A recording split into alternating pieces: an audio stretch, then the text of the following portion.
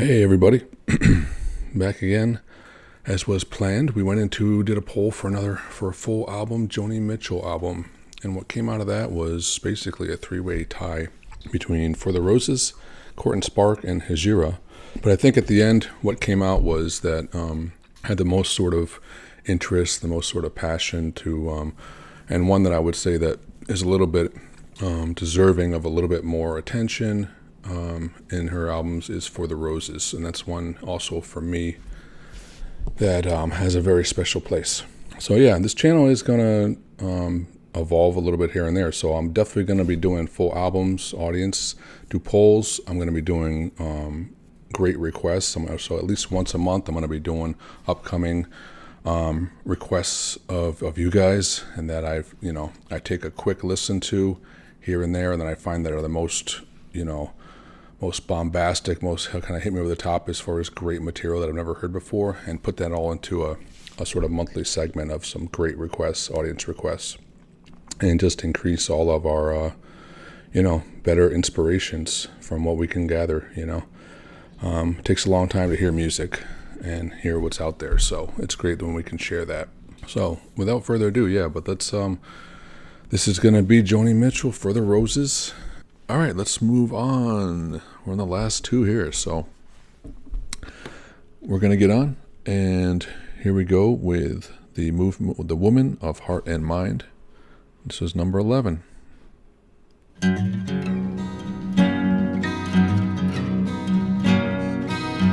I am a woman of heart and mind, with time on her hands, no child to raise.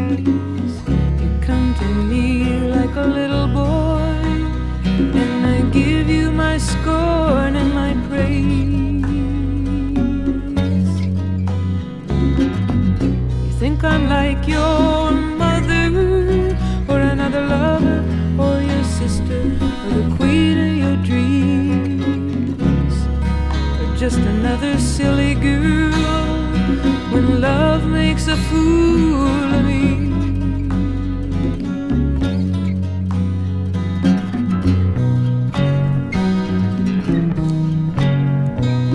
After the rush, when you come back down, you're always disappointed. Nothing seems to keep you high. Drive your bargains, push your papers, win your medals, fuck your strangers. Don't it leave you on the empty side? Looking for affection and respect, a little passion, and you want stimulation, nothing more. That's what I think.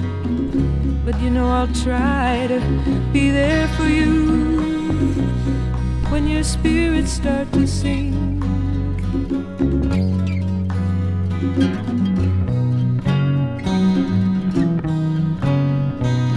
All this talk about holiness now, it must be the start of the latest style. Is it all books and words, or do you really feel it?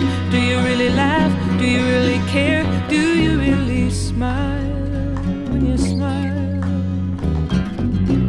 Criticize and you flatter, you imitate the best, and the rest you memorize. You know the times you impress me most are the times when you don't try, when you don't even try.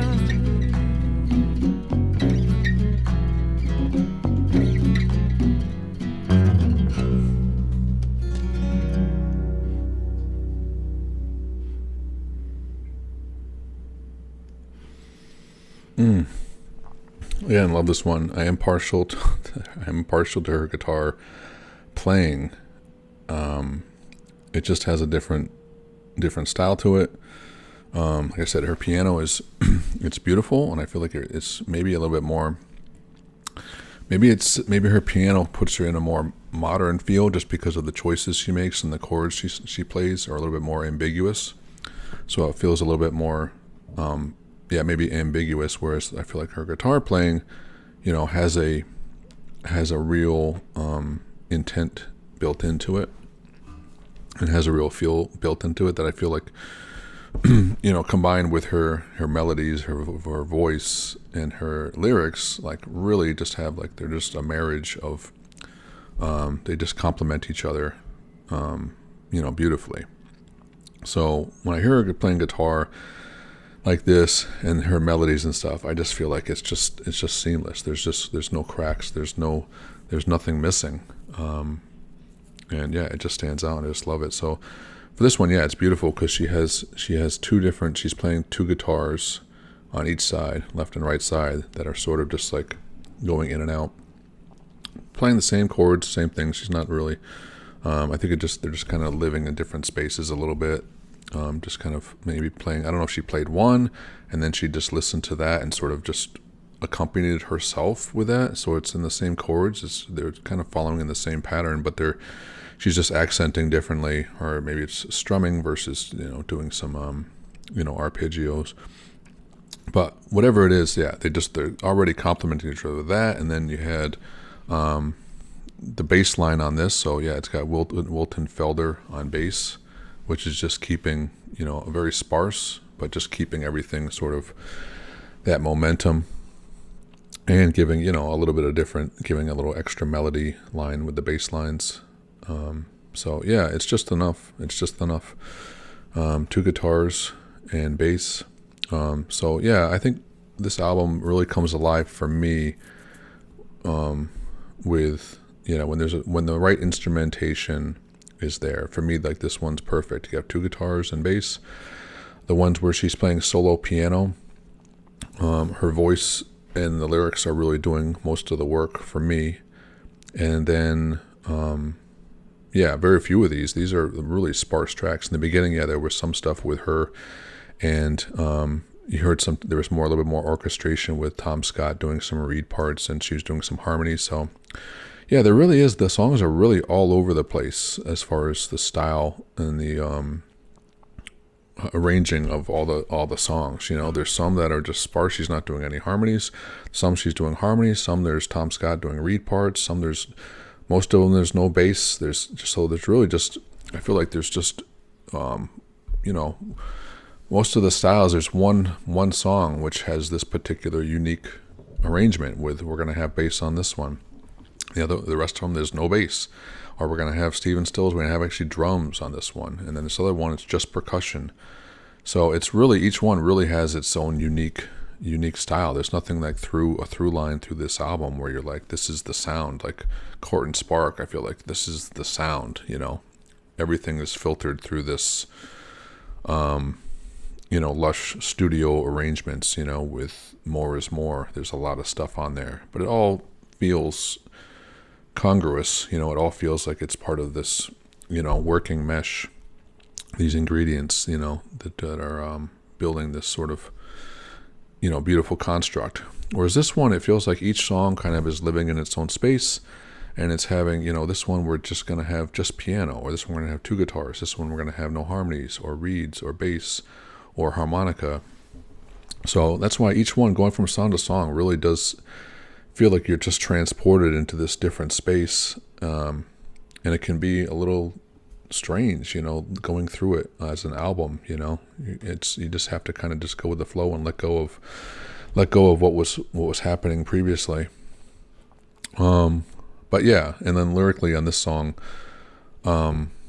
it's cool. I love songs about I love songs about relationships where they really just nail it. Lyrically, they really just nail all the complexity, of relationship in specific and in sort of philosophical terms, specific terms. So she's like, I give you my scorn and my praise. You think I'm like your mother or another lover or your sister or the queen of your dreams or just another silly girl. Who is she?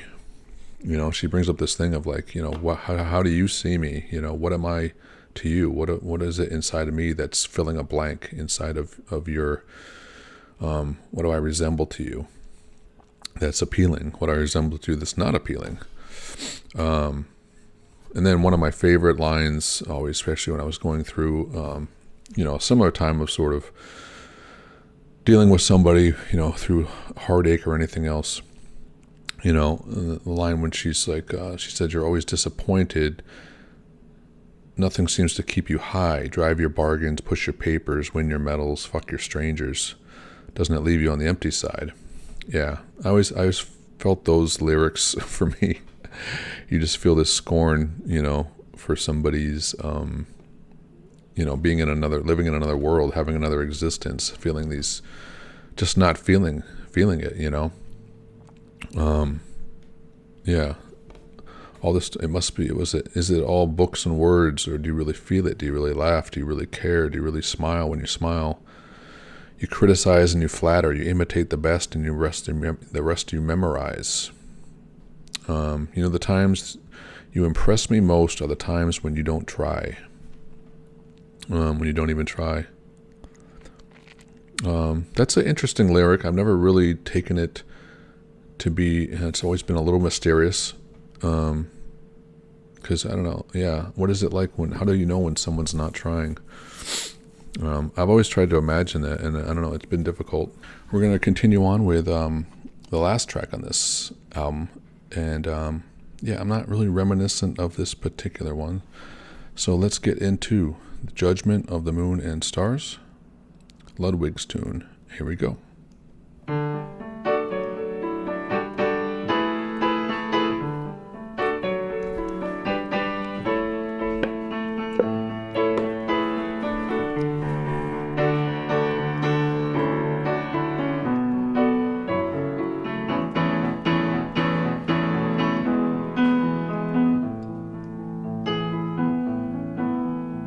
No tongue in the bell and the fishwives yell, but they might as well be mute. So you get to keep the pictures that don't seem like much. Cold white keys under your fingers. Now you're thinking that's no substitute. It just don't do it. Like the song of a warm body, love in your touch.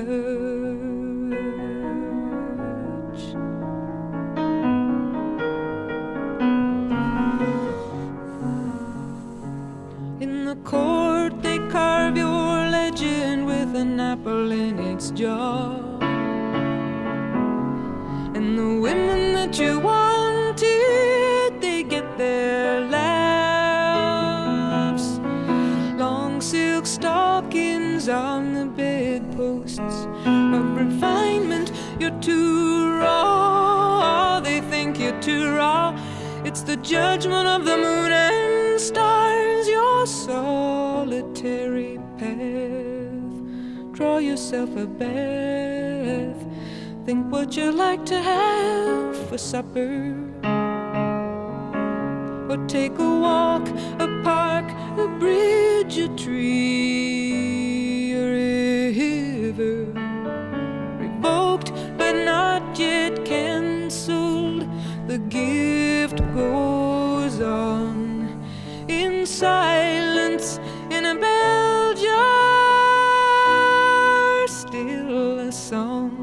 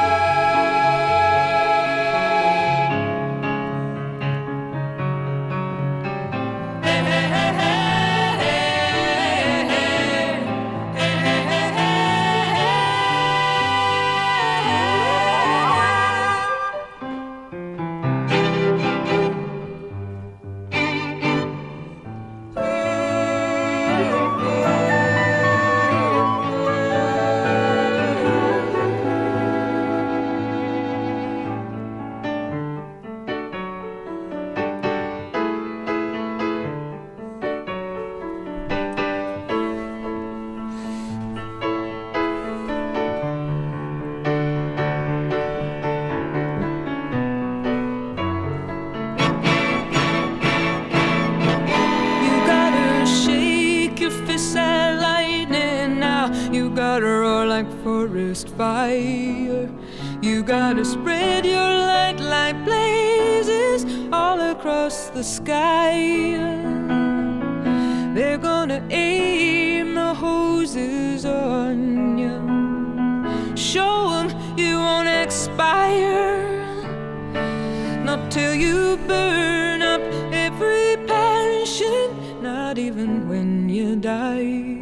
Come on now, you gotta try. If you're feeling contempt, well then you tell it. If you're tired of the silent night, Jesus, well then you yell it. Condemned to wires and hammers, strike every chord that you feel, that broken trees and elephant ivories conceal.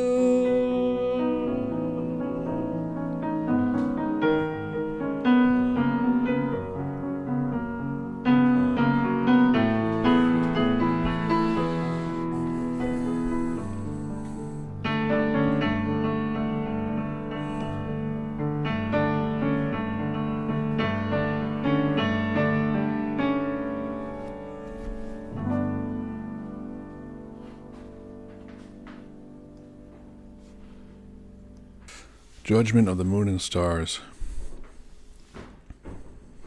Yeah, so that one really I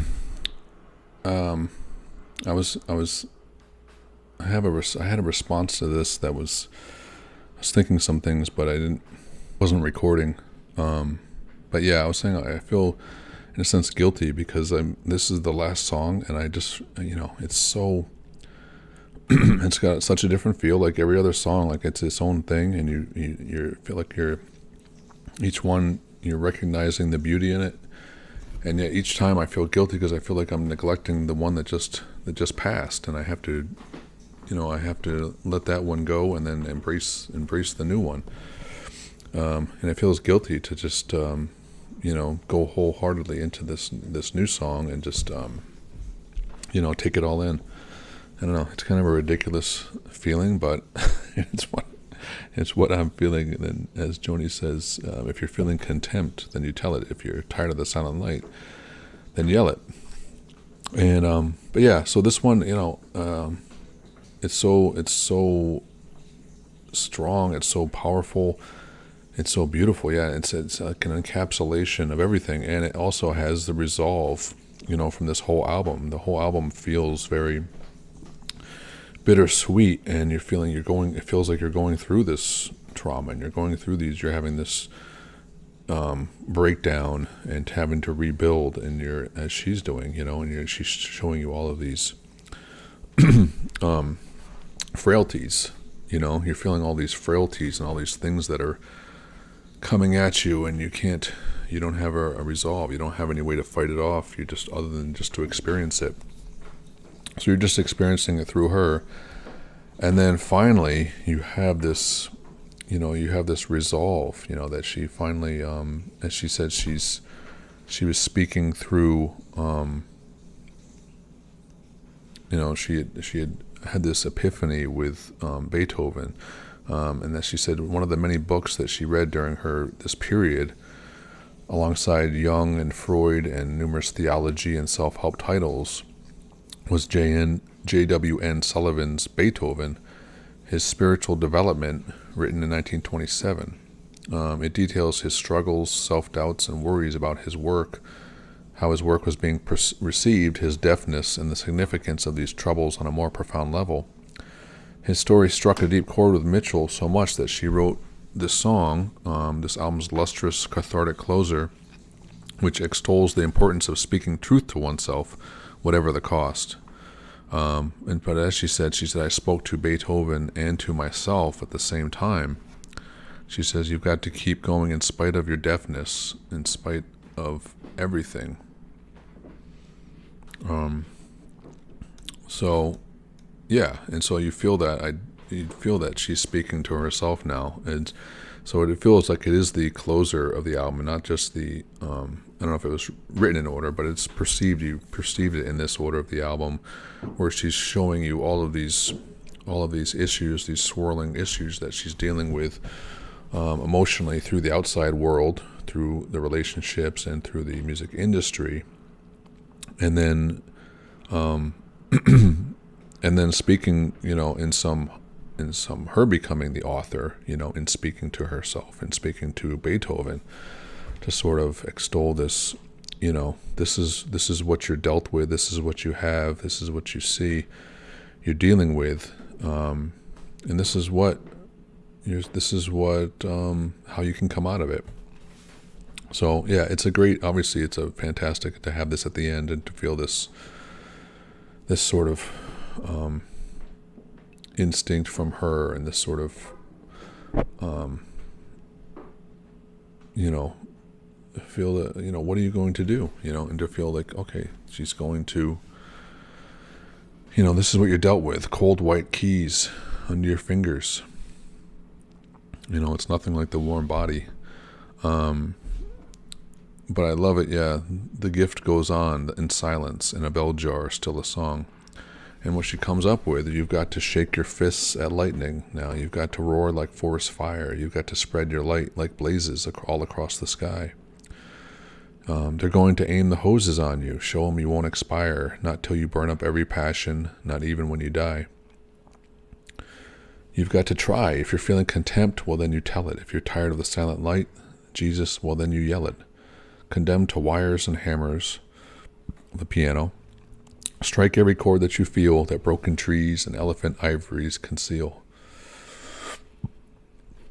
So, yeah, this song really just, obviously, yeah, it's the only song that really gives her like an action, a voice, into, how she's going to defend herself and how she's going to meet the world, how she's going to greet the world, and how she's going to react to everything out of the outside world, And so she's finally, she's taking her inner strength and just, spreading it across the sky in blazes like a forest fire, like an uncontrollable forest fire.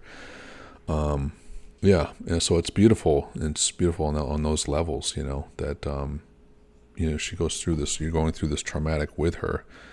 And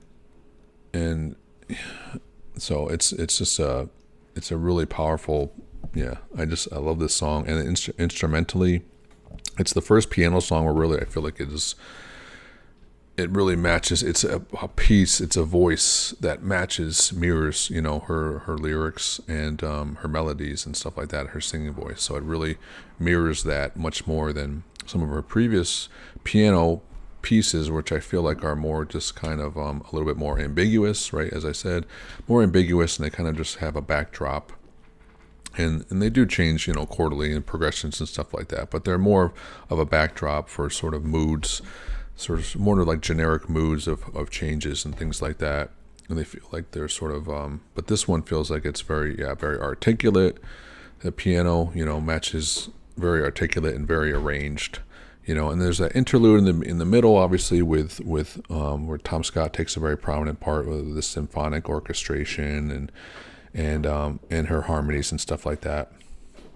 And yeah, it's mixed for me, because I don't, like I said before, with and it's going to come again with, Court and Spark, with Tom Scott and the LA Express, and their sort of the arrangements, with all the woodwinds and the brass and all that.